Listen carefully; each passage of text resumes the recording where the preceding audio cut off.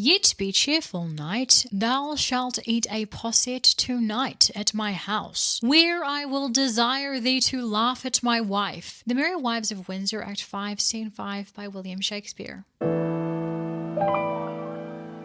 Hey there, my name is Sylvie. Welcome back to my channel where I dig into the science, history, and fundamentals of baking and everything about this industry, which I have been doing alongside spending many hours in the kitchen for my own website, roamingtaste.com. Today we are looking at a dessert that stems from jolly old England. It started out as a drink, but is nowadays most often served in scooped out lemon peel. And though it's an incredibly simple dish, we're actually going to consider how each of the ingredients plays in to create that beautiful silky smooth texture, as well as why such an old dish might find itself valid in the modern day. Before we get into it, how do we say this word? Posset. Posset. Down creamy lane. If a dish could speak to us about its journey to get to the recipe we're staring at, well, posset might be one of the more interesting lessons. We'd hear the stories about how both famous playwright Shakespeare and a monarch consumed this drink. The stories it would tell would also likely include a number of fascinating people we're unlikely to ever read about, as it weaved itself into the daily lives of so many people throughout centuries. Somewhere around the midpoint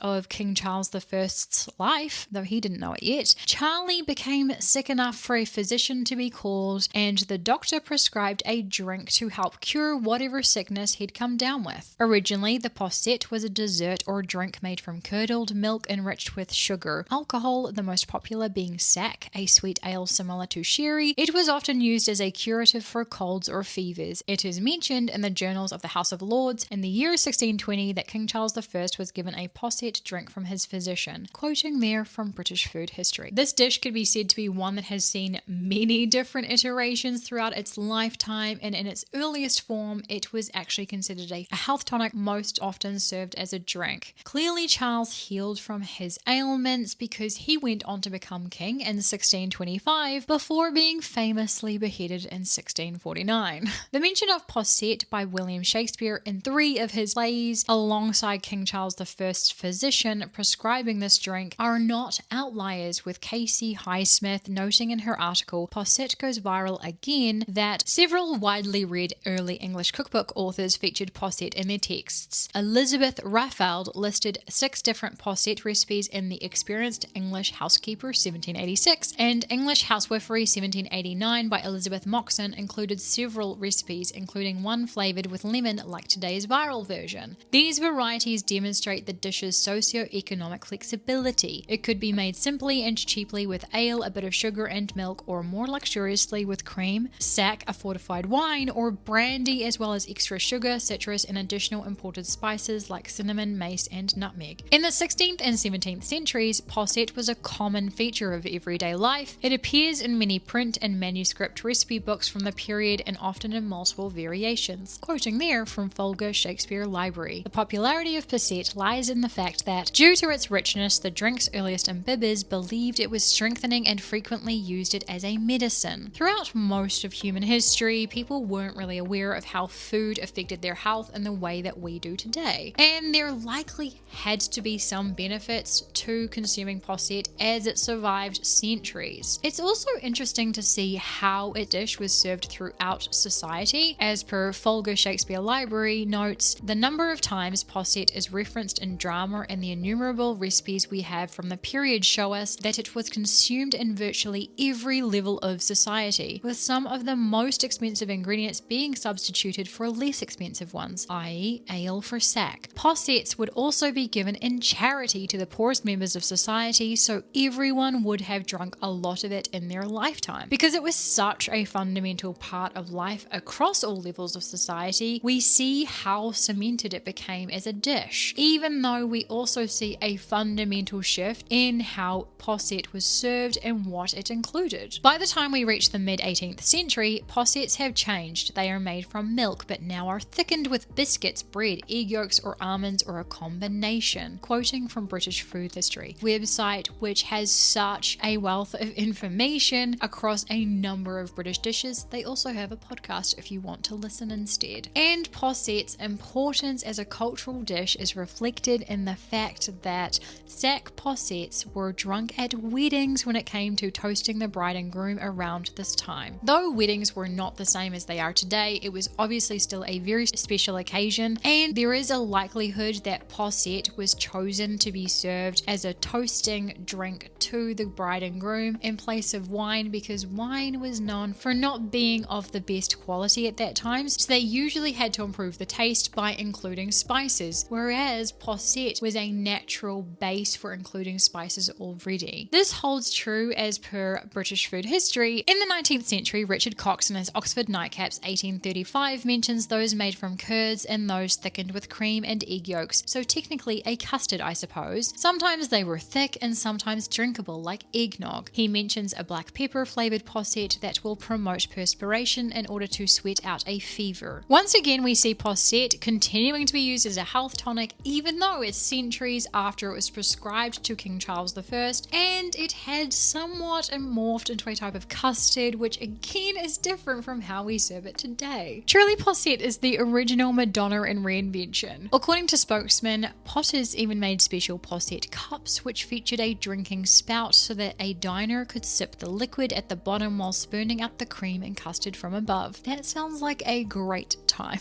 It's not easy to find how we get from that eggnog style dish to the one we find all over Pinterest and TikTok today, but Casey Highsmith describes it best in her article, Posset Goes Viral Again, from the early 19th century to the 1970s to the 2000s. The repeated popularity of posset demonstrates society's obsession with looking back fondly on the sweet parts of the past. Understanding posset. Before we get into posset itself, we need to define what it is not. It isn't a panna cotta, though it does also have a dairy base, but requires gelatin of some kind to help give it that set but lightly jiggly texture. A lesser known dessert that comes from the same time period, and some might confuse posset for, is a salilabub, which is different in that it's a curdled cream dessert by adding wine or cider. Apparently it can also be found to be whipped, so has a lighter overall texture. Another dish that posset is not is that whilst it can be considered a custard, it doesn't actually include any types of egg products. Traditional custards include eggs or egg yolks or even a mixture of the two to create that beautiful rich and creamy texture, whereas posset kind of flies in the face of this. In my research, I reviewed 8 different recipes for lemon posset, as that's the most popular way it's served. This research was done not just to confirm the ingredients required, but also the methods used to make it. Most of the time you'll see taglines associated with this dish like the easiest dessert you'll ever make or something along those lines. And it turns out for some people this easy dessert still requires 2 saucepans, but for now we're going to set aside how to make it and consider the ingredients used. I focused mainly on using British recipes in my research, as this is where the dish is from and it's made much the same there as it is elsewhere now. In 6 of the 8 recipes, only 3 ingredients were called for, and this is the most common way it's traditionally made, so that was to be expected. Though, to be fair, I kind of thought 100% of the recipes I'd find would have cream, sugar, and lemon juice, and that would be it. But that wasn't quite the case. The 2 remaining recipes in my research called for additional ingredients, with one calling for gelatin, which is the first time I've personally seen this recommended in a recipe for posset, and it feels unnecessary when you consider the fact that they heat the 3 ingredients together, which is also not common and therefore then requires gelatin to help set the dessert. And the last recipe called for spices to be heated into the cream as a type of infusion to add a depth of flavor. Now, this recipe is what you might say is more in line with the historical versions of posset,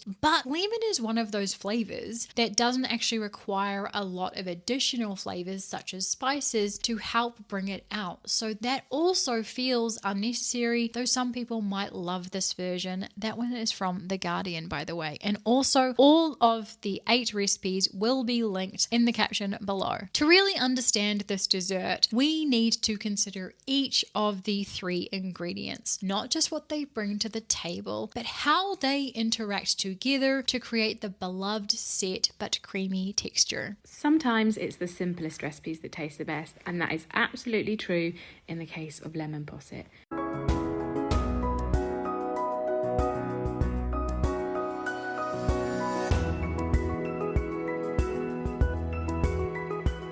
Sugar. Beginning with sugar, which is the simplest ingredient out of these 3 in regards to its chemical reaction, is the best place to start. In my research, 6 of the 8 recipes call for caster or superfine sugar, and the remaining 2 call for white, with one of those 2 calling for white or golden sugar, which we're going to come back to in a second. Both white and caster are refined sugars that don't have any molasses remaining, so they add sweetness to dishes without adding additional flavor. Caster or superfine has a finer texture, as alluded to with that name, which means it dissolves faster into mixtures. Dissolving faster can help set the foundation for a lot of recipes, as it helps to kickstart the necessary reaction required. In the case of posset, we want the sugar to dissolve within the time frame that we need to be cooking that cream for, as we want it to be a nice, smooth mixture when removed from the heat, and superfine is great here. The one recipe that calls for either white or golden sugar, well, for those of us who aren't really completely sure what golden sugar is, Tasting Table explains that golden sugar has some of the same toasted caramelized notes, but it won't be as flavor forward as brown sugar. When sugar is refined, the molasses is removed, and golden sugar doesn't have all of it removed, though it's a very, very minimal amount that is left within it. So in this case, the flavor would be complementary to the lemon and not overpower it. Sugar and posset add sweetness whilst also balancing out the acidity from the lemon, and spokesman also reveals that sugar dissolved into the cream before the acid is added encourages the cream to thicken evenly. So its job is pivotal to help create the smooth and even texture where it's heated with the cream. However, in my research, 3 of the 8 recipes call for the sugar and the lemon juice to be heated together whilst the cream is heated separately. In these cases, I'm going to come back to what happens when we heat lemon juice, but the sugar is dissolved in the heating process for all recipes. I say this often, and if you've seen more than one of my videos, you might have already heard me say this, but it's best not to lower the sugar content, especially in this recipe, because each of the 3 ingredients is playing into that beloved final result, and this really truly is a once in a while dessert, so keeping the recipe as stated is best here. Cream. Before we dive into how the cream thickens, we need to go back to my research, with 7 of the 8 recipes calling for double cream, which is a British product. Whilst in the US heavy cream is effectively the substitute, they're not the same. Double cream is approximately 48% fat, whilst heavy cream is between 36 to 40% fat. As per the All Recipes article, What is Double Cream and Is it Different from Heavy Cream? The higher fat content not only makes for a richer custard, but allows anything it touches to feel more luxe and decadent. Heavy cream is around 67% water, whereas double cream has water content of around 50%. And this matters as we cook the cream, and the way it reacts with the lemon juice can be somewhat different. Though double and heavy cream aren't exactly exactly the same, you can use them interchangeably when making posset. If using heavy cream, you might want to cook your cream for a further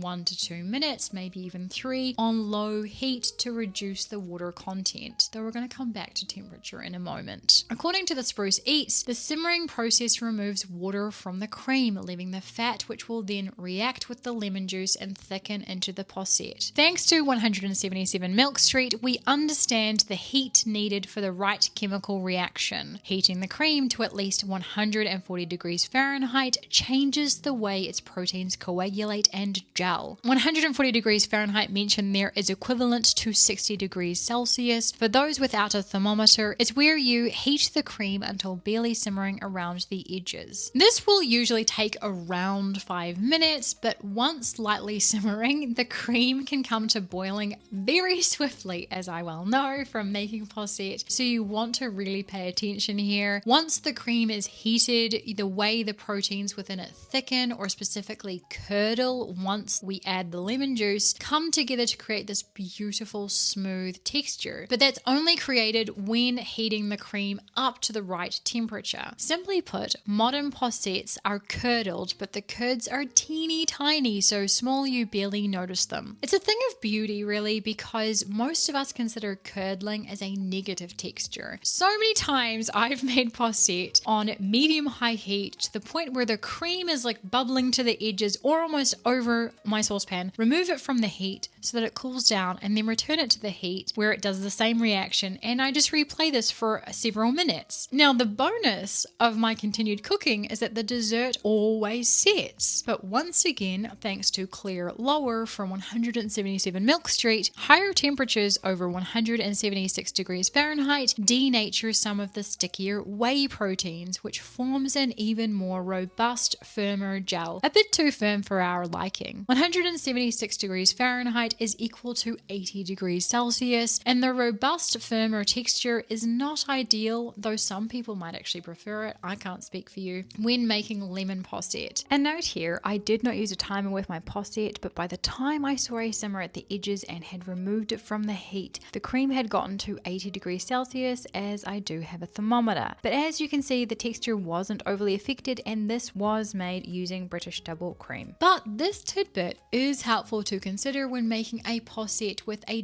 different citrus or acidic fruit juice. We're going to discuss that further in the next chapter. Lemons. When speaking about lemons in this chapter, so much of it is because the majority of recipes call for it. So whilst I'm specifically speaking about lemons, I'm also speaking about flavor. This is the key ingredient to providing the flavor in this dessert. So it's also helpful to consider why lemon is the most frequent flavor version in posset. According to the Spruce Eats, posset relies entirely on the citric acid found in lemon juice and other citrus fruits. Citric acid is found naturally in citrus fruits, especially lemons and limes. It's what gives them their tart, sour taste. Lemons and limes contain the highest amount of citric acid, and trying to find the percentages of citric acid in different fruits for this video proved somewhat difficult because this hasn't been studied much. But thanks to America's Test Kitchen, we see how lemon is both the most called for citrus in this dessert and why it helps create the firm texture. Because a properly set posset needs a strong acid, you don't often see it prepared with anything other than lemon juice, pH of about 2.6, unless lemon juice is added to other fruit juices to boost acidity, but this then obscures their flavor. In that article, America's Test Kitchen found a workaround by using store-bought citric acid by mixing it with fresh fruit juice to help set possets with other acidic fruit. But here's the thing, they use tablespoons, and not all tablespoons weigh the same amount in liquid weight. In fact, some are even different sizes around the globe. So your tablespoon amount isn't necessarily going to weigh the same amount as mine, so this isn't the most precise measurement. They made a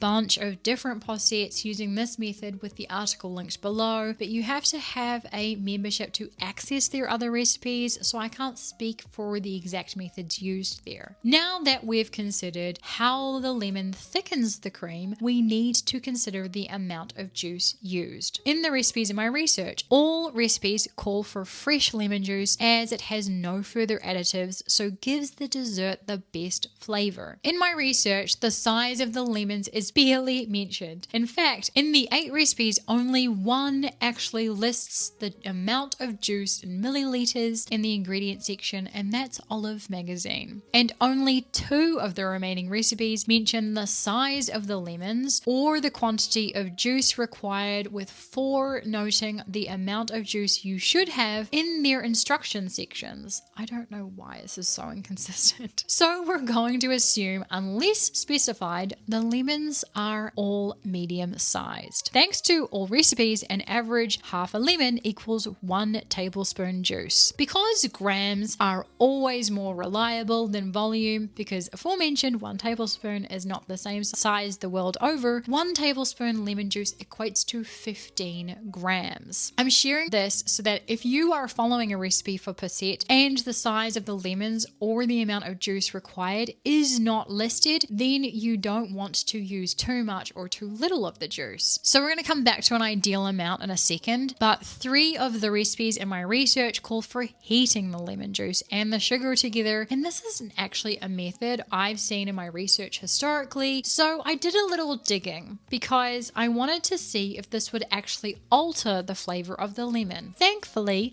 Ludwig H. read a book called The Genius Citrus and discovered acetaldehyde in fresh lemon juice is a major contributor to the freshness and pungency that compounds is largely reduced when lemon juice is heated. So I'm going to say, if you want to make lemon posset and it calls for heating the lemon juice, you need to consider that 1, the lemon flavor will be altered or weakened in your finished dessert, and 2, you're going to be using 2 saucepans to make this easy dessert. Who wants extra dishes? So many. I personally wouldn't follow a recipe like this because the lemon flavor is pivotal and this recipe should be quick and easy. And that's just making it more complicated than it needs to be. But I'm also going to make it more complicated than it needs to be in a moment. Whilst we're on the topic of lemon juice, if you're looking at a recipe and thinking, that's too much sugar, I'll add more juice to make sure it's not overly sweet. Well, spokesman notes, you might think more lemon juice would help the posset set faster, but lemon juice contains a lot of water and that will actually impede thickening. Again, each ingredient is bringing exactly what's needed to the table, and messing with the amounts can mess things up. If you're working with a recipe that doesn't specify the amount of juice needed, 90 milliliters, which is about 94 grams or 6 American tablespoons, is a pretty happy medium for around 2 cups of cream, which is close to 500 grams. I think it's like 496 grams. One more thing when it comes to the lemon. In their tests for posset in America's Test Kitchen, Annie Petito stated, I could infuse the cream with zest, which contains fragrant oils that are more resistant than juice to breaking down under heat for nuanced complexity. This brings me to the last piece of our flavor puzzle. Infusing the posset with zest during the heating phase was something that came up a lot with unwaxed lemons being used. But there is another option, because I love a good infusion, and I think infusions are one of the few things that you don't need a huge amount of experience in the kitchen to actually give infusions a go. The amount of times I've tried infusions, and not all have worked out, but they are incredible for depth of flavor, and the best infusions I've found don't happen quickly. When we consider flavors, we often think about the ones that slap us on the taste buds. Clear, zingy, bright flavors, but often the ones that leave an aftertaste, the ones that make us reach for another spoonful, are the undertones, and infusion is incredible at this. Citrus fruits are particularly great at infusion thanks to the oils in their peels that carries their beautiful flavors. So I've got a suggestion here. If you want to try an infusion, you just have to do one thing because cream is an incredible ingredient to cold infuse. A cold infusion requires several hours, ideally overnight. I'm going to suggest tossing in pieces of peel that have no white pith attached, as that's the bitter part and you do not want any of that. Toss it into your cream container or weigh out your cream into a separate container, then toss in the peels. Then cook your cream when you are ready to make your posset and discard the peels. Editing Sylvie here. I had the full intention to actually do a cold infusion overnight as per my suggestion with half my cream and then simply do a warm infusion with the other half of my cream. However, due to having family staying over and also being incredibly tired and distracted, I completely forgot this and only did the cold infusion overnight and then also did the full warm infusion by keeping the peel in my cream when I cooked it. So you could absolutely try this for yourself, doing a half and half and noticing if there is actually a flavor difference. I know this is making it more complicated than necessary and it is simply just a suggestion, but you might find that this adds just an incredible depth of flavor that you cannot achieve with just the juice. Lastly, if you wanted to make posset with a different fruit without having to add store-bought citric acid and get too technical or sciencey, there is potentially another option. A cup of raspberry posset? It's even better than lemon posset. A 4-ingredient dessert that takes 10 minutes to make with seasonal ingredients. If you like the sound of that, then you need to make the citrus posset. I haven't tested this with all fruits containing citric acid, but I have successfully made passion fruit posset several times, and I've always had great results. After lemons, limes actually have the highest levels of citric acid. They're very, very similar, and so you could actually replace lemon juice with lime juice in equal measure without doing anything different in your process. But if you want to use something like oranges, pomelos, passion fruit, pineapple, raspberry, or even cherry juice, these all have citric acid levels but lower and at differing amounts than lemons and limes, and therefore leads to a posset not being guaranteed to set, except if you cook your cream longer and ignore this advice from 177 Milk Street, higher temperatures over 176 degrees Fahrenheit denature some of the stickier whey proteins, which forms an even more robust, firmer gel, a bit too firm for our liking. That 80 degrees Celsius temperature rule applies to lemon posset, but for fruits with lower citric acid, you could cook your cream longer and cooks off more of the water content and then stir through an equal portion of juice with a lower level of citric acid. As I've had success with passion fruit and I naturally cooked my cream longer, this indicates that the cream is likely to set with these lower levels of citric acid without having to get really technical, like measuring the pH balance in the fruit or using differing amounts of store-bought citric acid. But do proceed with caution here because the final results aren't guaranteed, and once again, I've only tried this with passion fruit. Serving. Editing Sylvie here, and presentation of this dessert wasn't even a thought when writing the script or doing the research for this episode. But as previously mentioned, if you search this dish, the likelihood most photos will include posset served in hollowed out lemons is very high thanks to the age of social media. Most of the photos from my research reflect recipes from the United Kingdom where this is not really as much of a trend because it is supposed to be a quick dessert. But for this video and my website, I made posset for the very first time in hollowed out lemons and noted some things worth mentioning. Firstly, hollowing out the lemons was really quite a finicky and slow job. It was way less fun than my usual pouring into espresso cups. Secondly, the amount of juice from my hollowed out lemons was the exact amount I required for my posset. However, the amount of posset made way more than what I poured into my lemons, which means that for the average person, they're going to have to spend more time, but also potentially end up with a real surplus of lemon flesh or particularly lemon juice to fill all these lemons to then serve it this beautifully aesthetic way. As I care about sustainability, the idea of wasting even a portion of fresh produce, such as so much lemon flesh, was a real problem in my mind. I know a lot of people wouldn't really care about this, but I do think it's worth mentioning because you do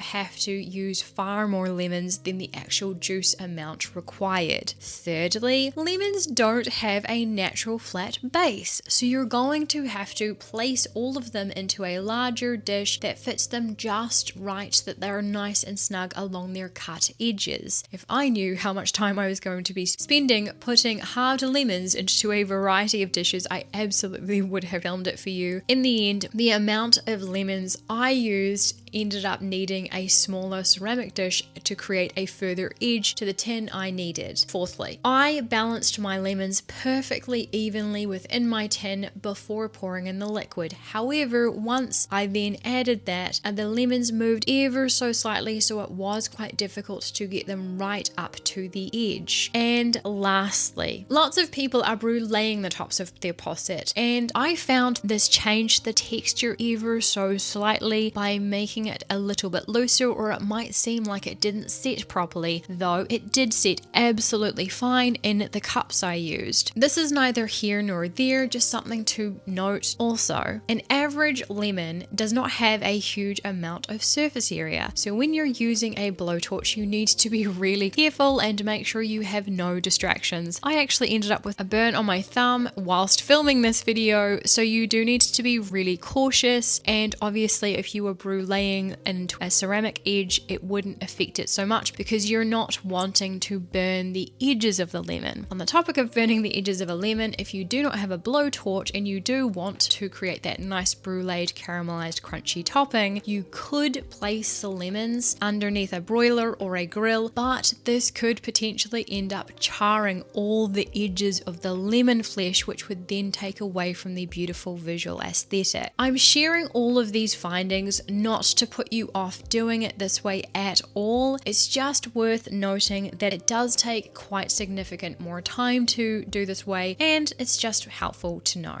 Garnishes. Many recipes for posset will include garnishes from tart raspberries to homemade or store-bought lemon biscuits, or even chopped nuts. As this is an incredibly rich dish, these garnishes serve a couple of purposes. Firstly, they help provide a textural difference to our palate because cream is naturally a heavy ingredient. That textural difference can help make the dish overall more pleasing. Secondly, though posset requires acidity to thicken, the lemon is more of an undertone in flavor, so adding lemon biscuits or another tart garnish like raspberries helps cut through the richness of the cream. Tart garnishes work fantastically here to make it not just visually appealing, but more tasty when you consider that raspberries or strawberries naturally complement lemon flavors, or even a small citrus salad of finely chopped oranges and grapefruits served on top can turn this incredible quick and simple dish into quite a visually appealing dessert with minimal effort. Historical foods in modern day. There has recently been a resurgence in some people actively making dishes that seem inevitable to disappear from common knowledge altogether, particularly British dishes. We have probably all heard the jokes about British cuisine being a shade of beige.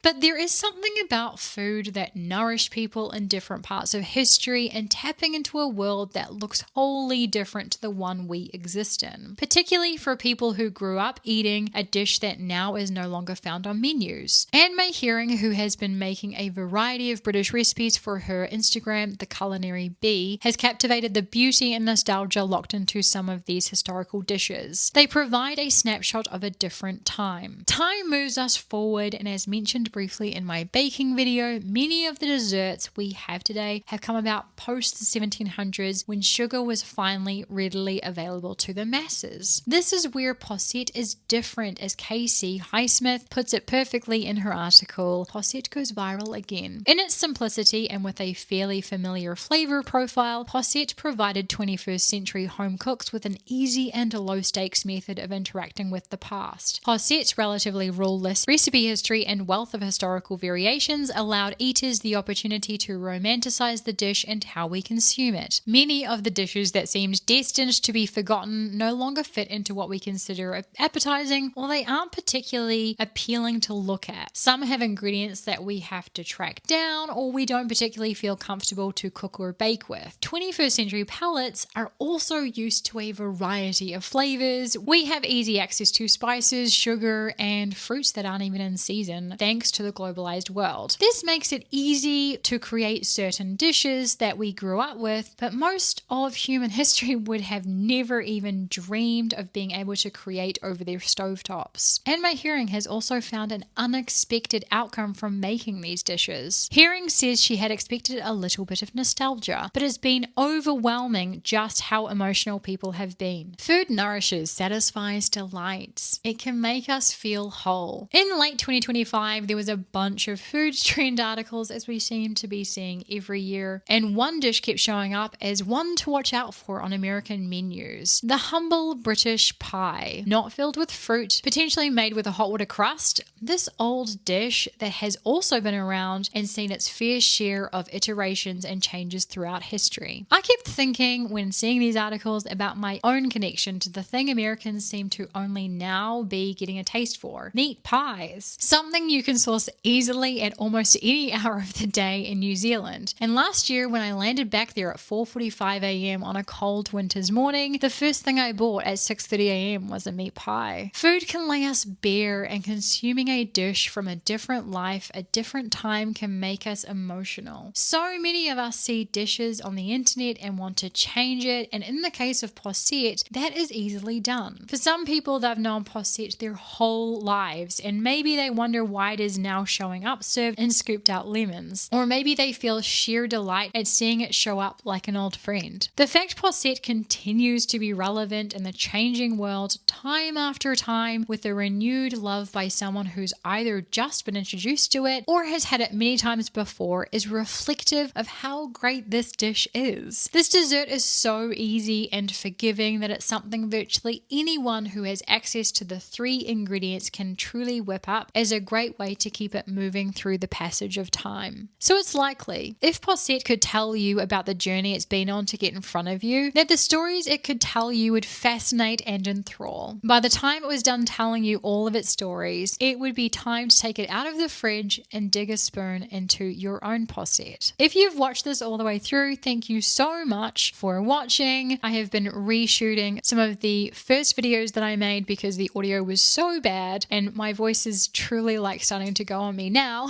and I'm doing a ton of research to bring you more episodes, so it would be wonderful if you could like, share and subscribe so that you can be notified when the next videos are dropped. Thank you so much for watching. I will see you in the next one. Ka kite anō and tschüss.